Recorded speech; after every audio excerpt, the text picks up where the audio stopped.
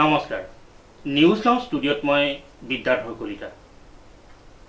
আমি আয়োজন কৰিছোঁ এক অনন্য অনুষ্ঠান, ৰাজনীতিত প্ৰতিভাৰ সন্ধান। এই অনুষ্ঠানলৈ আমি আমন্ত্ৰণ কৰি আনিছোঁ যোৰহাটৰ এজন বিশিষ্ট ৰাজনৈতিক নেতা, কলিয়াবৰ লোকসভা সমষ্টিৰ প্ৰফেশ্যনেল কংগ্ৰেছৰ সভাপতি বাণী হাজৰিকা আমাৰ মাজত আছে। আমি তেখেতৰ পৰা এই ৰাজনৈতিক বিষয়বস্তুৰ ওপৰত কিছু কথা বতৰা আলোচনা কৰিবলৈ কাৰণে আমি তেখেতক আমন্ত্ৰণ কৰি আনিছোঁ। আমি তেখেতৰ পৰা কিছু কথা জানিবলৈ চেষ্টা কৰিম। দাদা, পুনৰ আপোনাক স্বাগতম জনাইছোঁ। আপোনাক এই মুহূৰ্তত এটা কথা সোধোঁ, যিহেতু আমি দেৰগাঁও সমষ্টিৰ কথা বতৰাই আলোচনা কৰি আছোঁ। বৰ্তমান সময়ত দেৰগাঁও সমষ্টিটোত অসম গণ পৰিষদৰ এজন বিধায়ক নিৰ্বাচিত হৈছে, তেখেত আছে। তেখেতৰ কাম কাজতো বহু ৰাইজৰ ক্ষোভ আছে বা বিভিন্ন ধৰণৰ কথা বতৰা কয়। কিন্তু এই দেৰগাঁও সমষ্টিটোত হেমপ্ৰকাশ নাৰায়ণে শিক্ষামন্ত্ৰী হৈছিলে। এই দেৰগাঁও সমষ্টিৰ পৰা এসময়ত শিক্ষামন্ত্ৰীৰ নিচিনাকৈ তেখেতে মানে বিধায়ক হিচাপে বা শিক্ষামন্ত্ৰী হিচাপে কাম কাজ কৰিছিলে। তাৰপিছত আৰতী কছাৰী ইয়াৰ পৰা আপোনাৰ নিৰ্বাচিত হৈছিলে। ৰাইজে আৰতী কছাৰীক বিপুল ভোটত নিৰ্বাচিত কৰি পঠাইছিলে। কিন্তু আপুনি এতিয়া যিবোৰ সমস্যাৰ কথা কৈ আছে, আচলতে এই সমস্যাবোৰ এই 5 বছৰতে হোৱা কথা নহয়। এইবোৰ এটা দীঘলীয়া সমস্যাৰ মাজত থাকি এইবোৰ হৈ থাকে। গতিকে এই ক্ষেত্ৰত আপুনি কি ক'ব? আপোনালোকৰতো চৰকাৰ আছিলে, আপোনালোকৰ নিজৰ বিধায়ক আছিলে, এতিয়া পুনৰ আকৌ আপুনি খেলিব আৰু তাৰপিছত আকৌ আপোনাকো জিকাই দিব, তাৰপিছত আকৌ বেলেগ এজন প্ৰাৰ্থী আহি আপুনি কৈ থৈ যোৱা কথা বতৰা আকৌ এনেকুৱা ধৰণৰ ক'ব। আচলতে ৰাইজক কি এনেকুৱা ধৰণৰ টোপ দিয়া হয় নেকি? মানে আমি এইখিনি কৰিম, এনেকুৱা ধৰণে কৰিম, আমুক হ'ব তামুক হ'ব, এই কথা বতৰাবোৰ ঠিক তেনেকুৱা ধৰণৰ হয় নেকি? এই ক্ষেত্ৰত আপুনি কি ক'ব? আপুনি যিটো প্ৰশ্ন উত্থাপন কৰিছে এইটো সুন্দৰ প্ৰশ্নই, যে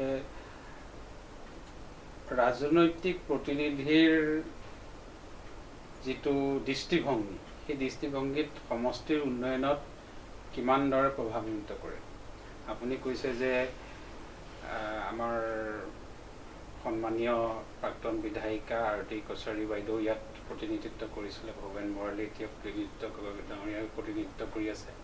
কিন্তু সেইখিনি কথা ক'বলৈ যাওঁতে মই এটা কথা ক'বলৈ বিচাৰিছোঁ, আজি দেৰগাঁও সমষ্টিটোৰ বিভিন্ন চুকে কোণে গৈ মই এটা কথা অনুভৱ কৰিছোঁ যে আমাৰ দেৰগাঁও যোৰহাট জিলা কংগ্ৰেছৰ সভাপতি দীপ গগৈ ডাঙৰীয়া, আমাৰ প্ৰাক্তন কলিয়াবৰ লোকসভা সমষ্টিৰ তেওঁ সাংসদ, তেওঁৰ দিনত তেওঁৰ 13 বছৰীয়া কাৰ্যকালত দেৰগাঁও সমষ্টিত অভূতপূৰ্বভাৱে ৰাস্তা পদূলি নিৰ্মাণ হৈছিলে। আপুনি আজি চাওক, মালৌৱালীৰ পৰা আপুনি যিটো ৰাস্তাই গৈ কলবাৰী হৈ একদম ললিতি লাগিছে, সেই ৰাস্তাটো নিৰ্মাণৰ মূল ব্যক্তিজনেই হৈছে দীপ গগৈ ডাঙৰীয়া।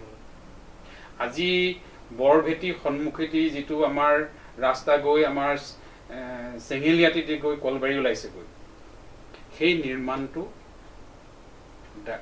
আমাৰ দীপ গগৈ ডাঙৰীয়াৰ দিনতেই সম্পন্ন হৈছে। আপুনি আৰতী কছাৰী বাইদেউৰ কথাটো কৈছে, যেতিয়া আমাৰ নেঘেৰিটিঙৰ পৰা যিটো মাথাউৰি আছে, সেই মাথাউৰিটো আহি আমাৰ বৰালি হৈ যিটো পকা কৰা হৈছিলে, এটা অংশ এতিয়া থাকি গৈছে, তাৰ বৃহত্তৰ অংশটো আৰতী বাইদেউৰ দিনতেই পকীকৰণ হৈছিলে। আপুনি যদি চাই এতিয়া আমাৰ কাকডোঙা ব্লকলৈ যায়, কাকডোঙা ব্লকত দেখিব যে প্ৰায় সংখ্যক RCC ব্ৰিজ আমাৰ দীপ গগৈ ডাঙৰীয়াৰ দিনতেই হৈছে। দীপ গগৈ ডাঙৰীয়াৰ দিনত মিনছ মানে কংগ্ৰেছৰ দিনতেই এইখিনি নিৰ্মাণ হৈছিলে।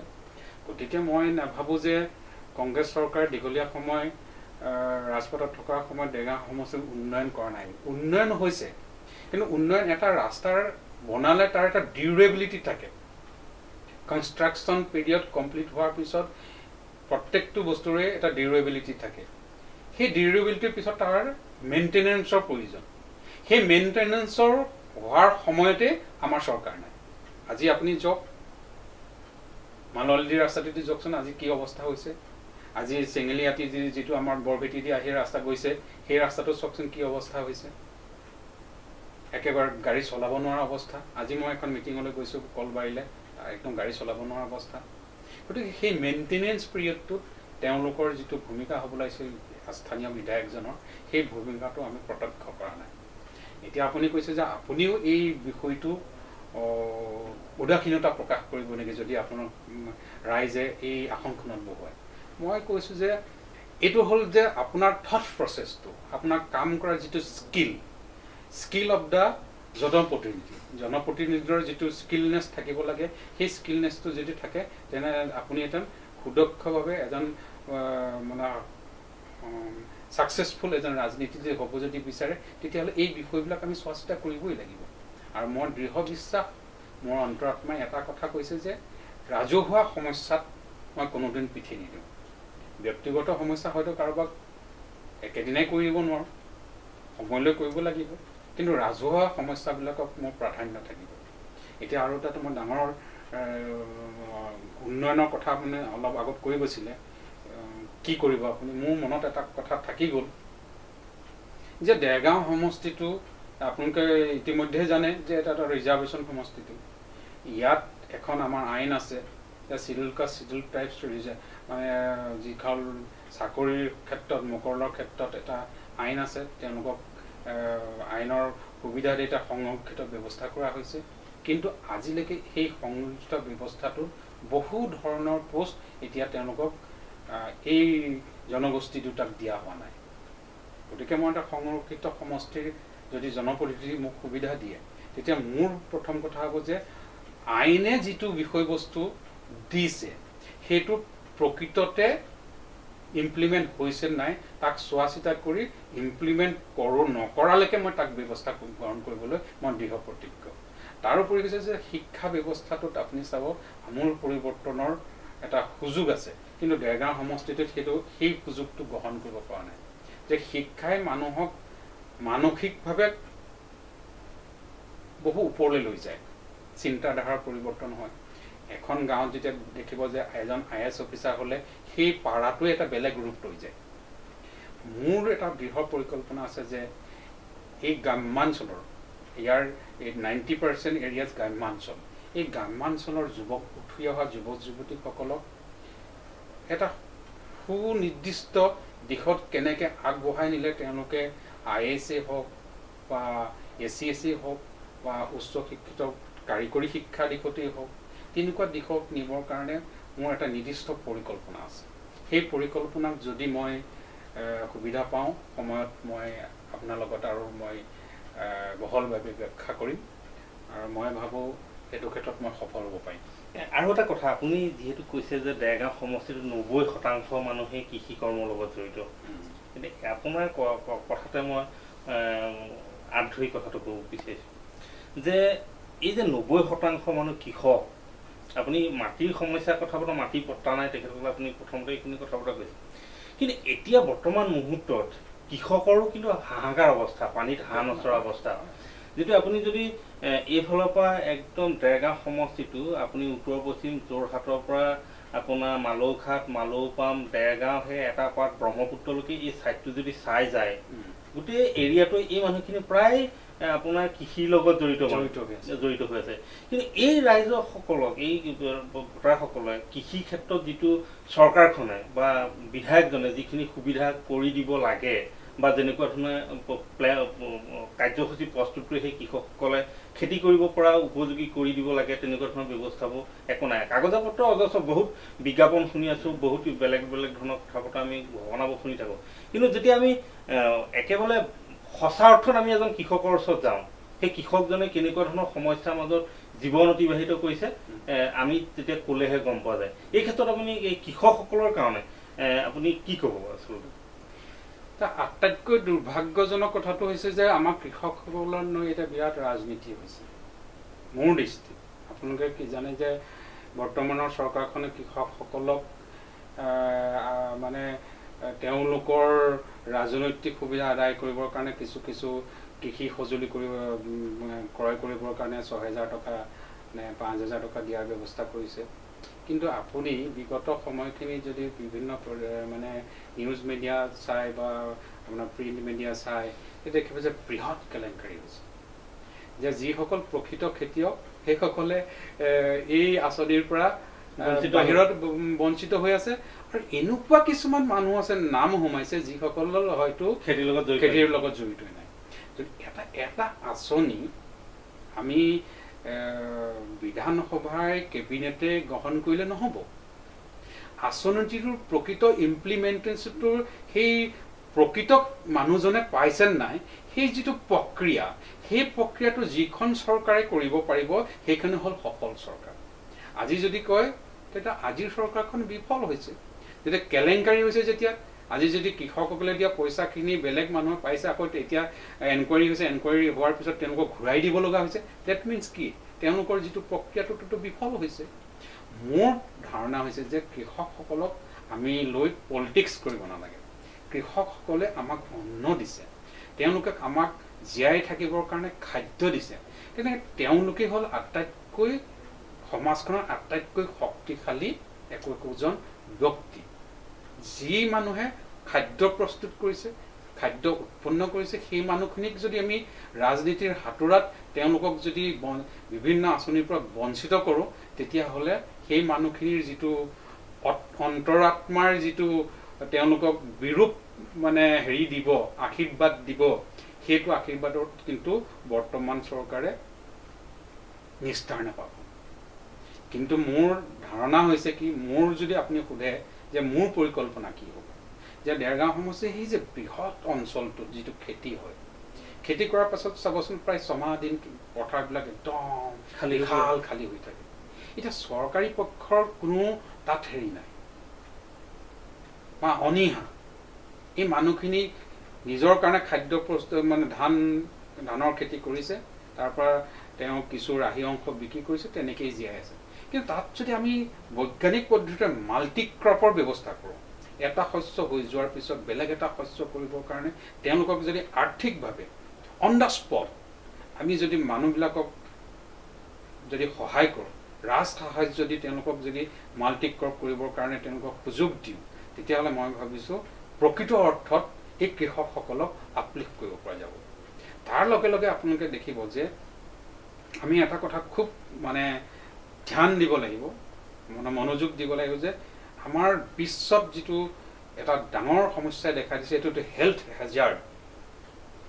Hazard is related to the food খাদ্য প্ৰস্তুত কৰোঁতে আমাৰ বিভিন্ন ধৰণৰ সাৰ প্ৰয়োগ হয় সেই সাৰ প্ৰয়োগ কৰা যিটো প্ৰক্ৰিয়া আমি কৃষকসকলক এৱেৰ কৰিব পৰা নাই আজি সইল হেল্থ কাৰ্ড উলিয়াইছে চৰকাৰে কিন্তু সইল হেল্থ কাৰ্ড উলিওৱাৰ পিছত কিমান পৰিমাণৰ সেই মাটিডৰাত সাৰ দিব লাগিব সেই বস্তুটো তেওঁলোকক প্ৰশিক্ষণ দিয়া নাই যাৰ কাৰণে ইমান অত্যাধিক পৰিমাণে মানে সাৰ প্ৰয়োগ কৰিছে সেই সাৰৰ শস্য খাই আমি এনেকুৱা এটা জীৱনক লৈ জীয়াই থাকিব লগা হৈছে যিটো আমাৰ এটা হেল্থত এটা ডাঙৰ প্ৰত্যাহ্বান আহিছে কিছুমান এনেকুৱা ডিজিজ এনেকুৱা ৰোগৰ প্ৰাদুৰ্ভাৱ ঘটিছে যিবিলাকৰ কোনো ইলাজ নাই যিবিলাক কোনো চিকিৎসা নাইকিয়া এইবিলাক হেল্থ হেজাৰ্ডটোক যদি আমি প্ৰতিৰোধ কৰিব লগা হয় তেতিয়াহ'লে আমাৰ এই যিসকল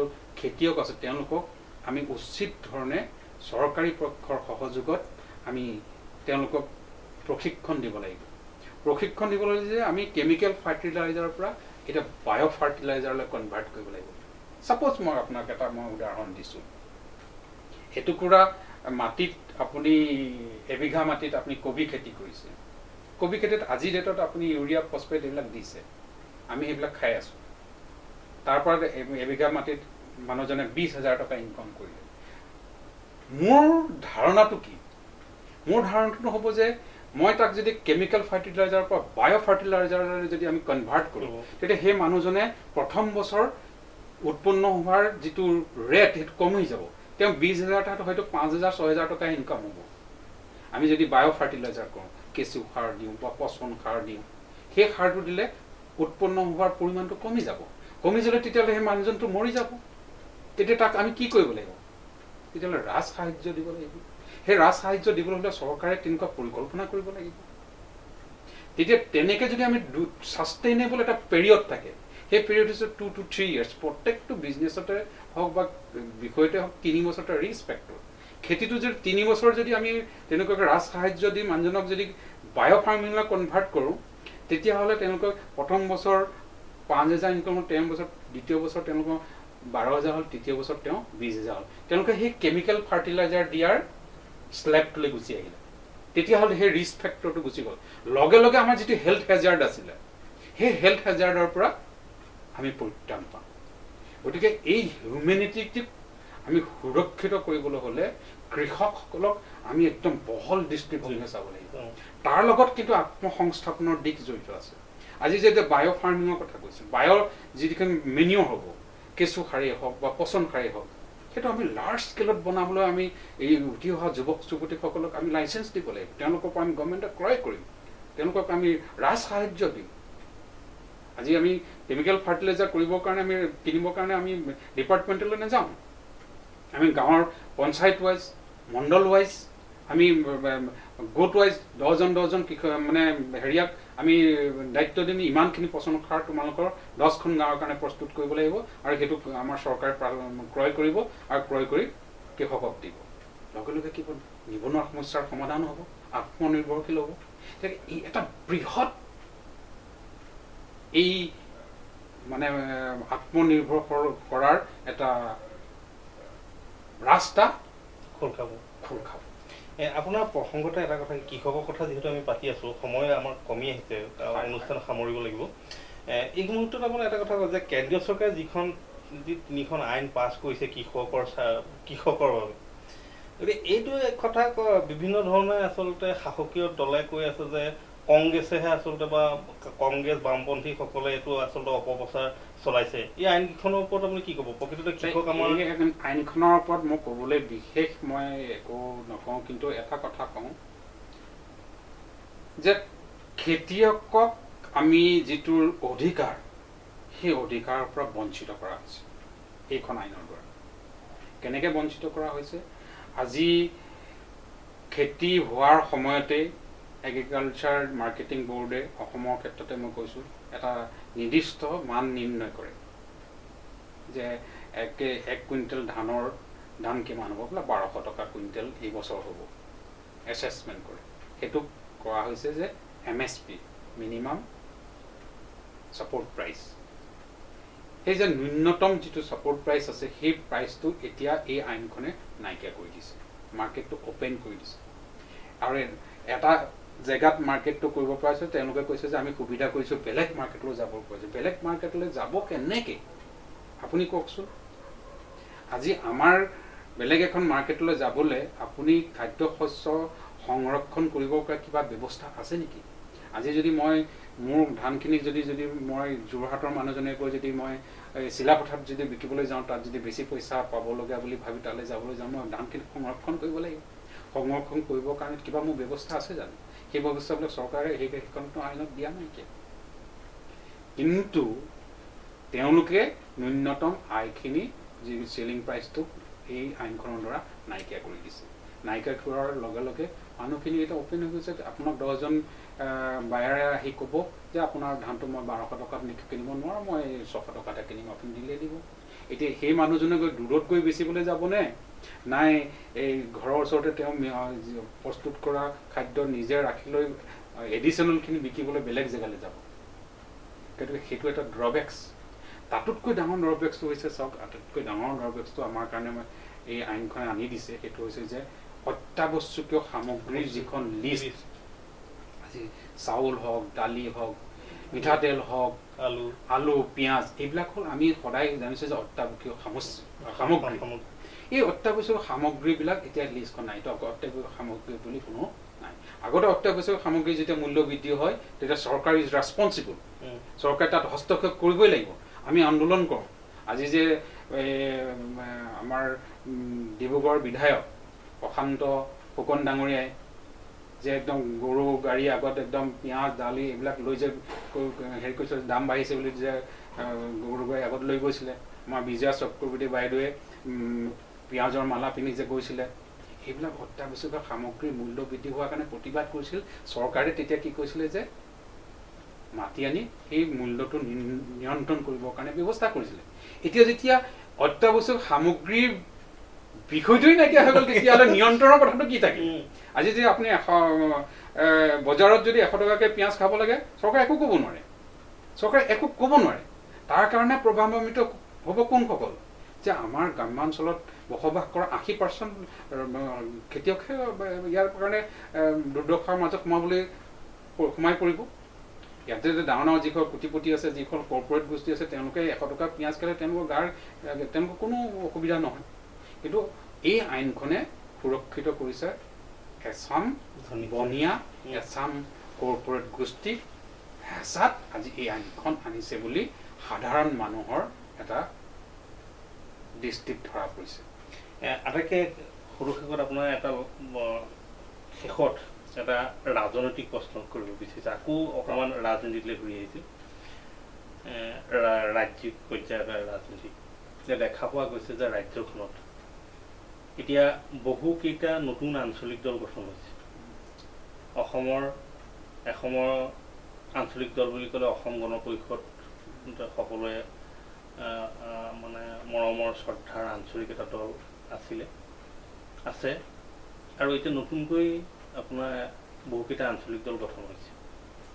দেখা পোৱা গৈছে যে আপুনি যিহেতু এজন দেৰগাঁও সমষ্টিৰ পৰা, বিধানসভা সমষ্টিৰ পৰা প্ৰাৰ্থিত্ব প্ৰয়াসী এজন ব্যক্তি, গতিকে এই মুহূৰ্তত আপোনালোকৰ দলৰ পৰা দেখা পোৱা গৈছে যে কংগ্ৰেছে বামপন্থীৰ লগতে হওক, UDFৰ লগতে হওক, ঠিক তেনেকুৱা ধৰণে জোটবন্ধনৰ কাৰণে ব্যৱস্থা গ্ৰহণ কৰিছে। যদি আঞ্চলিক দলবোৰ যদি আঁতৰি থাকে বা আঞ্চলিক দলবোৰ যদি এই জোটবন্ধনত নাহে, তেতিয়াহ'লে আপোনালোকৰ কংগ্ৰেছৰ যি মানে বিজেপিক পৰাস্ত কৰা হ'ব জানো? কি ক'ব এই ক্ষেত্ৰত? এইটো সুন্দৰ কথা। অসমৰ যিটো ৰাজনৈতিক এতিয়া যিখন ছবি, সেইখন খুব ভলেটাইল হৈ আছে। এতিয়া যিখিনি আমাৰ আঞ্চলিক দল নতুনকৈ গঠন হৈছে, আমি মোৰ ফালৰ পৰা অভিনন্দন জ্ঞাপন কৰিছোঁ। তেওঁলোকৰ যিটো জাতীয় চেতনা, সেই চেতনাৰে আগবাঢ়িব বিচাৰিছে, সেইটো খুব ভাল কথা। আৰু মোৰ দৃষ্টিত সদায় এটা কথা, আমি কংগ্ৰেছ দলে বা কংগ্ৰেছৰ এজন কৰ্মকৰ্তা হিচাপে আমাৰ দলৰ যিবিলাক নীতি নিৰ্ধাৰণ কৰা আমাৰ প্ৰক্ৰিয়াটো ছিষ্টেম আছে, সেই ছিষ্টেমটোৰ যিটো শেহতীয়াভাৱে সিদ্ধান্ত লৈছে যে জোটবন্ধন, সেই জোটবন্ধনটোৱে আগন্তুক অসমৰ জাতীয় জীৱনত এটা সুদূৰ প্ৰভাৱ পেলাব ৰাজনৈতিকভাৱে। মই এইকাৰণেই কৈছোঁ যে আমাৰ মহাজোটবন্ধনত যি AIDF লগ হৈছে, যি CPI CPM লগত যোগ হৈছে, আজি আমাৰ অজিত ভূঞা ডাঙৰীয়াৰ যিটো কি গণমৰ্চা দলো কথা বতৰা চলি আছে। আমি ৰাইজৰ দলকো আমাৰ দলৰ শীৰ্ষতম মহলে আহ্বান জনাইছে। ইভেন আমি আমাৰ শীৰ্ষতম মহলে AJP অসম জাতীয় পৰিষদকো আহ্বান জনাইছে যে আমি এই বিজেপিৰ যিটো সাম্প্ৰদায়িক শক্তি, সাম্প্ৰদায়িক ৰাজনৈতিক যিটো ভাৱাদৰ্শ, যিটো তেওঁলোকৰ এতিয়া গোটেই ধৰ্মৰ নামত মানুহবিলাকক বিভেদ কৰিব বিচাৰিছে, সেই শক্তিটোক প্ৰতিহত কৰাৰ স্বাৰ্থত যদিও তেওঁলোকৰ আদৰ্শ আমাৰ আদৰ্শৰ লগত অমিল, কিন্তু অসমৰ বৃহত্তৰ স্বাৰ্থৰ খাতিৰত, অসমৰ জাতীয় জনতাৰ স্বাভিমানৰ খাতিৰত মই ভাবোঁ সকলো দল একগোট হ'ব লাগে। নতুনকৈ গঠিত হোৱা দলবোৰ বা আমাৰ লগত যিসকল দলৰ কথা বতৰা চলি আছে, তেখেতসকলো এই মহাগোটবন্ধনৰ এটা সদস্য হ'ব লাগে। আৰু সময় থাকোঁতে এটা ন্যূনতম কাৰ্যসূচীৰ দ্বাৰা মনৰ অমিল থাকিলেও আমি কাৰ্যসূচীটো যেতিয়া ঠিক থাকিব, ন্যূনতম প্ৰগ্ৰেমটো যেতিয়া ঠিক থাকিব, আমিতো কাম কৰিবলৈ বাধ্য হ'ম। সেইখিনি যদি ঠিক থাকে তেতিয়াহ'লে মই ভাবিছোঁ অসমত এটা আমূল পৰিৱৰ্তন হ'ব। সেই পৰিৱৰ্তনৰ বিগ ব্ৰাদাৰ হ'ব কংগ্ৰেছ দল। ধন্যবাদ দাদা। আচলতে সময় যথেষ্ট কম, সময়ৰ সংকেতধ্বনি আহিছে আৰু আজি আপুনি ব্যস্ততাৰ মাজত আজি আমাৰ এই ষ্টুডিঅ'ত আহি যি সহায় সহযোগ আগবঢ়ালে তাৰ বাবে আপোনালোকে ধন্যবাদ জনাইছোঁ। ময়ো আপোনাক ধন্যবাদ জনাইছোঁ।